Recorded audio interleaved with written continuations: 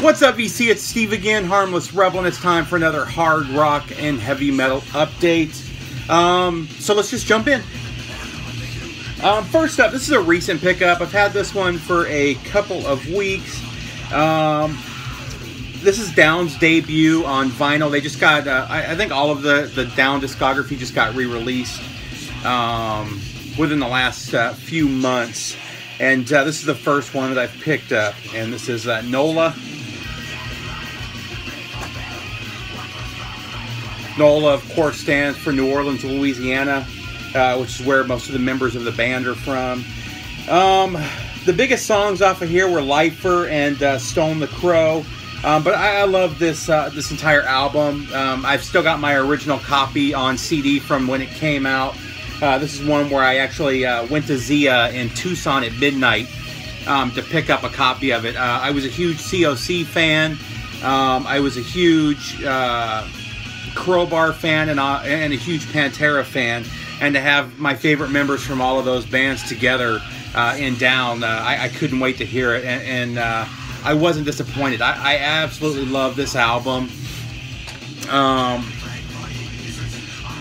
I love this. I love the New Orleans sludge sound. Crowbar.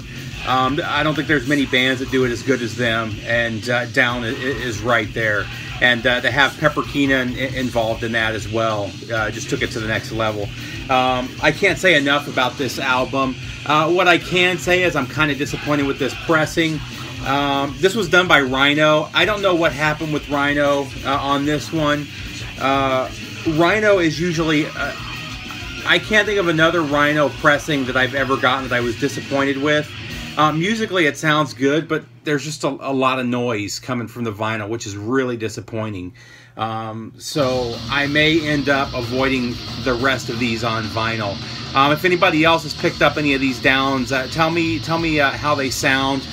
Maybe I just ended up with a bad pressing, but yeah, it's pretty disappointing. Next up, this is a recent find. I found this a couple days ago and was really shocked to find it for as cheap as I did. This is Cause for Alarm from Agnostic Front. I know you may be asking why I'm showing Agnostic Front, a punk band or a hardcore band, on a hard rock and heavy metal update. Well, with this was Agnostic Front's second album, and this is more of a crossover thrash album than a punk album. And I don't know if they stuck with the crossover thrash for their next album. I know when they reformed back in the 90s, they went straight hardcore again. And I've never really liked their brand of hardcore, whereas I really do like how they sounded when they had the thrash elements in there. So if you've listened to Agnostic Front and not liked them, not liked their hardcore sound, you may want to check out Cause for Alarm, because this is a totally different sound. It is crossover thrash, and they do a great job. Really good album. This is an original pressing on Combat Records. This is actually a first pressing. As you can see, there's no barcode on here. From what I understand, all the subsequent pressings after this had the barcode on them. But this was for a short time. Combat Records, their hardcore brand was Combat Core, and you can see that there. But they still had the camouflage logo, which is Combat Records were famous for. They just added the core to the end of it for their hardcore bands. Next up, I've shown the rest of these 2 or 3 months ago. It may have been longer than that. I bought them when they first came out, but my local record store didn't have a copy of this, and I didn't want to pay full price for it. So I waited until I ran into it at Barnes & Noble on sale. So this is Past Lives from Black Sabbath. I believe this is the first time this is on vinyl. This was part of the 4-album series. They released their first 3 albums, and this, the first 3 albums is deluxe editions with additional material. I did a comparison where I played the 2009 or 2010, maybe regardless, the Rhino represses from a few years ago and compared them to these, and the sound quality of these was far below that of the Rhino reissues from a few years ago. But that being said, I still wanted to have a copy of this on vinyl, and it is still a good listen. It's still worth picking up. It still sounds good. It's just when you take the two and compare them to each other, those first three albums that were done last year compared to the ones that were done from the original masters by Rhino, there's a huge difference in the two. So I don't want to dissuade you from buying them. Just know that there's some better pressings out there. Next up is this is a local doom metal band from here in Georgia. I know, Georgia and doom, no. But this is Matador from Zoroaster. Really good band. I haven't heard much from them. They were all over the place a couple of years ago. I always saw their names popping up locally at any kind of doom show. Zoroaster was there, and they made a pretty big name for themselves in the doom metal community, and then they just kind of disappeared. From what I understand, they're not broken up, but I would like to see more come from them. Really cool album cover, and I love the name. If you're familiar with the Zoroastrians, I love history and I love religious history, and the Zoroastrians are definitely part of that history. And if you're interested in that, just research it yourself. This next one I bought from one of the Facebook vinyl community members for a really good deal. I've been trying to fill in my collection from this band, and this is one I was missing. And man, this is a great album. I've given this 3 or 4 spins, and as a matter of fact, I may throw this on in just a minute when we're done with this video. But this is Impeccable from Budgie. And man, I tell you what, if I saw this in a store and didn't know who Budgie was, I would never guess that's really good 70s hard rock. But just another killer album from Budgie. This one's 78. One that I highly recommend. And I recommend picking up anything of theirs through probably 1980. Some of their stuff in the 80s got really weird. But man, that's a great album. Next up, man, I put off buying this for quite some time and wish I hadn't. I've seen this in stores time and time again and just always pass it up. I was afraid of disappointment, which is why I did this, because this was one of my favorite bands in the 90s. This is Surgical Steel from Carcass. And man, I just missed out on a couple years of great music. This came out in 2013. Like I said, I've seen it a bunch of times and just always pass it up. I love everything that they put out from Descanting on. I like their early grind stuff. It's not bad, but I thought when it comes to grind, I think bands like Napalm Death were just better at it, you know. When they got into the death metal, I think that's where they really began to shine. And then when they got melodic with Heartwork, they just took it to a whole nother level. But man, this album is great. I really dug this. I ended up finding it used for really cheap, so I mean that's the good thing about waiting to buy it, is I found it for about 10 bucks, less than I would have had to pay for it new. But now I really want to get the 2 EPs that have come out after this. So, by the way, in the background, we're listening to Vengeance Rising. I've talked about Vengeance Rising countless times on this channel. I ran across this about a year ago in a local CD store, which really surprised me because Vengeance Rising isn't the kind of thing you usually run across in your regular CD store, but this is this was put out by Intense Records, and this is a comp called Anthology that has material from their first 4 albums.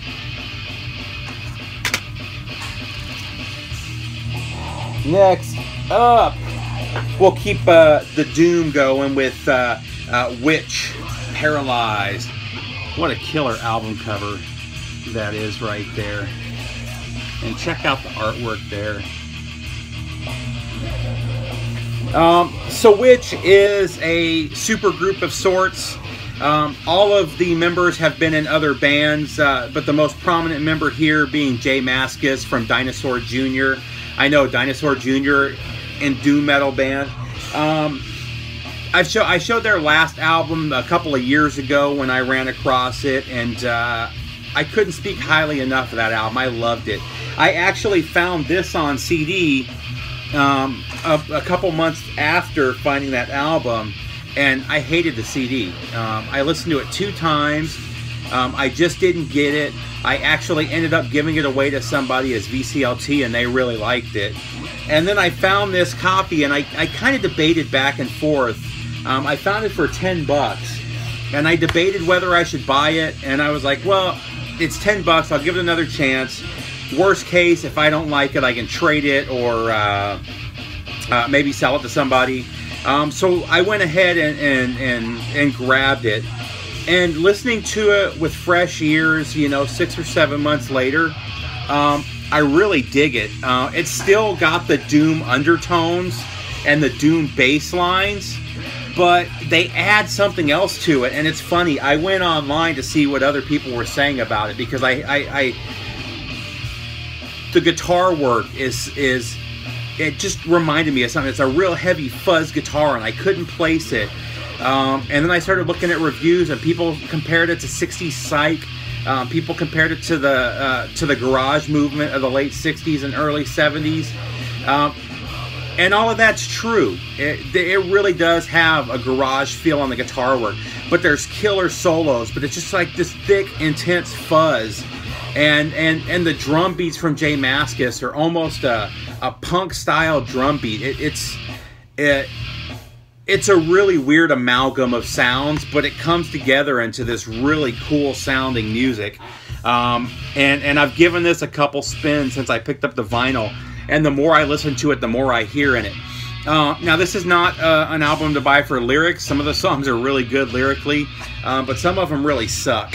The lyrics are really bad, which is funny because J Mascis is known for being able to write some good lyrics, but and a lot of people said that lyrically this sounded really rushed, and that may be true, but man, they did a really good job on this. I wish I would have kept the CD now, but you know, live and learn. Really good album though. Next up, I'm glad to finally have this on vinyl. I have a CD copy of this. I believe I have the original CD pressing and one of the remasters from a few years ago. But this is the 2016 repress of Scream Bloody Gore from Death. It's really funny. I used to hate this album. I used to hate this and Leprosy, and then with Spiritual Healing, that's where I really got into Death. And everything that they released after that, I really love that more technical death metal sound. Whereas this more raw, and I call it death metal just because that's what people call it. The reality is this is straight up thrash. I don't care what anybody says. I look at Death the same way I look at early Sepultura, where everybody used to call them death metal. But when you go and really listen to it, it doesn't have those death metal elements. It really is. I mean, if you want to call it death thrash, you could probably do that. But it's more of a thrash sound, in my opinion. But I didn't like this album years ago. I just didn't dig the quality when you compare it to later albums. But as I've gotten older, I've gotten more and more into this album. And I still love those later albums. But I've built a new appreciation for this one and Leprosy as well, which I've also picked up a copy of on vinyl, and I'll show on a later update. But the one thing I regret about this is I didn't hear about this coming out until about 2 weeks after the pre-order started, and I missed out on the vinyl box set. And I've done that. The same thing happened with Leprosy and Spiritual Healing. I keep finding out about them too late and missing out on those box sets. And now they're going for crazy money. But I'm still happy to have this. I actually ordered the red vinyl version, and for some reason I got the black vinyl. I'm not complaining. It sounds amazing. They did a really good job on these remasters. I mean, Relapse really did it right here. The artwork looks beautiful with the foil print as well. So if you don't have that on vinyl, grab it while you can. It's starting to sell out all over the place. Even these copies on black vinyl are getting harder and harder to find. It's real limited. I think all the different colors, they did 1,000 or less except black. And even with black, they only did like 3,300 copies. So there's not an unlimited number out there. Last, but certainly not least, is a band that I ran across this band on Bandcamp 6 or 7 months ago. It may have been a year ago. I was just looking for some new vinyl to buy, and I wanted to buy this, but with shipping from Europe, I just thought it was too much money. I was really kind of kicking myself, and a few months later, Rui showed it, Rui Martins, in Portugal, and really talked up how good it is. And I went back and listened to it again, and it's just so good. I finally ran across a copy, 20 bucks spent here in the US. I got a few copies, and I couldn't press buy fast enough. I had to shift some money around to be able to buy this. But man, this album, I can't even tell you how good this album is. This is one you need to explore yourself and just listen to. I think this is the best album I've gotten in the last couple years. I'm blown away beginning to end by everything on here. This is a band called Taro, and this is The Warrior Spell. Look at the artwork on this. I love it. And what Taro is, I believe they're from Australia. Maybe Austria. I can't remember off the top of my head. It's either Australia or Austria, though. They've taken all the right elements from 70s hard rock, from 70s prog, from 70s hard psych, and mixed them together and made really this perfect sound that they have. Some of the reviewers compare them to Uriah Heep. Some compare them to Deep Purple. Some compare them to Rainbow. Some compare them to Blue Oyster Cult. Yes, all of that. They take the best of each of those bands and put them together, and the sound they came up with is absolutely phenomenal. This is actually a comp of, I think, 3 or 4 different EPs that they put out over the course of 3 years, from 2011 to 2014. And then there's also a couple of demos on here. I can't tell you how good this album is. This is one you really need to check out for yourself. They also have a brand new album that came out the end of last year. I'm looking for a copy of that on vinyl too, and I can't wait to get that. But if I would have gotten this last year, it was a 2015 album, this would have been my best album, my top album of the year. And usually I wouldn't put a comp in the running for that, but this is so good that it would have been my best album. It would have been the best album of the year last year. This thing is flawless beginning to end, and I highly recommend you find a copy of this one wherever you can. I know 20 bucks spin still has some CD copies, and I'm actually thinking about buying this and their new CD or album on CD as well, and I probably will do that. But definitely keep an eye out on the vinyl. They did a really nice job too when they put this package together. So they've got them in these white sleeves, but the actual, it's this really thick cardstock, and then it's got really thick cardstock inner sleeves. But so as not to put any marks on the jacket or anything, they put them into these. And it's you can see it. It's on the clear orange vinyl. But again, on a scale of 1 to 10, this album's a 12. It's that good. Highly recommend again checking that one out. That's it, VC. Tell me what you think.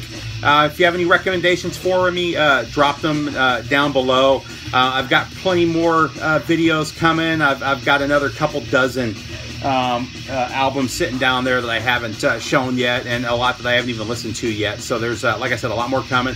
I've got a bunch of box sets that I've run across recently in the last 6 months or so that I'm still going through, so you'll be seeing some of that as well. But take care, VC, and have a good one.